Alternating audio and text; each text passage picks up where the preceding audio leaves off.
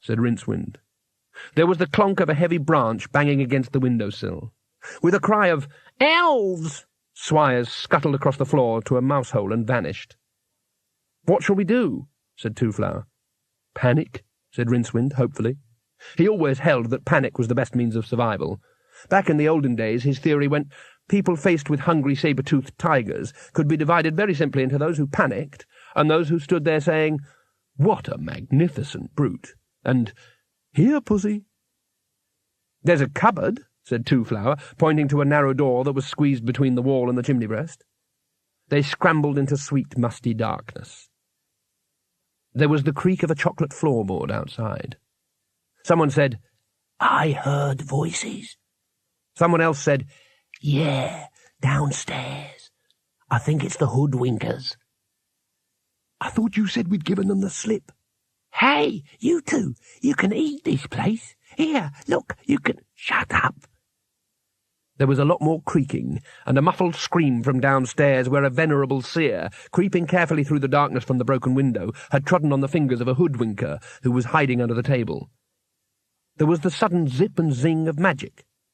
"Bugger," said a voice outside. "They've got him. Let's go." There was more creaking, and then silence. After a while, Twoflower said, "Rincewind, I think there's a broomstick in this cupboard." "Well, what's so unusual about that?" "This one's got handlebars." There was a piercing shriek from below. In the darkness, a wizard had tried to open the luggage's lid. A crash from the scullery indicated the sudden arrival of a party of illuminated mages of the Unbroken Circle. "What do you think they're after?" whispered Twoflower. "I don't know, but I think it might be a good idea not to find out," said Rincewind thoughtfully. "You could be right." Rincewind pushed open the door gingerly. The room was empty. He tiptoed across to the window and looked down into the upturned faces of 3 brothers of the Order of Midnight. "That's him!" He drew back hurriedly and rushed for the stairs. The scene below was indescribable, but since that statement would earn the death penalty in the reign of Olaf Quimby II, the attempt better be made. Firstly, most of the struggling wizards were trying to illuminate the scene by various flames, fireballs, and magical glows, so the overall lighting gave the impression of a disco in a strobe light factory. Each man was trying to find a position from which he could see the rest of the room without being attacked himself, and absolutely everyone was trying to keep out of the way of the luggage, which had 2 venerable seers pinned in a corner and was snapping its lid at anyone who approached.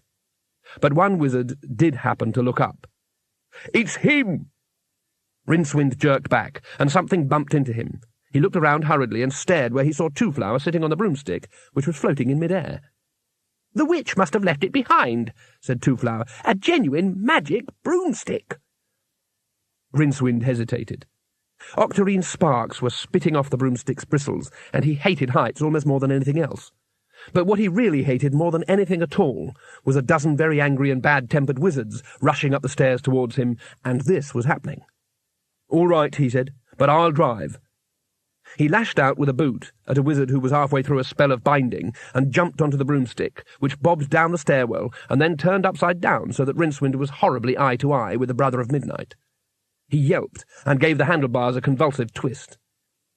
Several things happened at once. The broomstick shot forward and broke through the wall in a shower of crumbs. The luggage surged forwards and bit the brother in the leg, and with a strange whistling sound, an arrow appeared from nowhere, missed Rincewind by inches, and struck the luggage's lid with a very solid thud. The luggage vanished.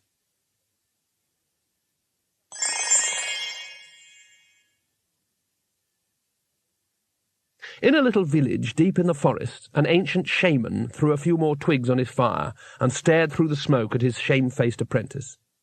"A box with legs on?" he said. "Yes, master. It just appeared out of the sky and looked at me," said the apprentice.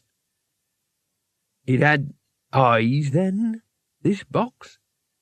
"No," began the apprentice, and stopped, puzzled. The old man frowned. "Many have seen Topaxi, god of the red mushroom, and they earn the name of shaman," he said.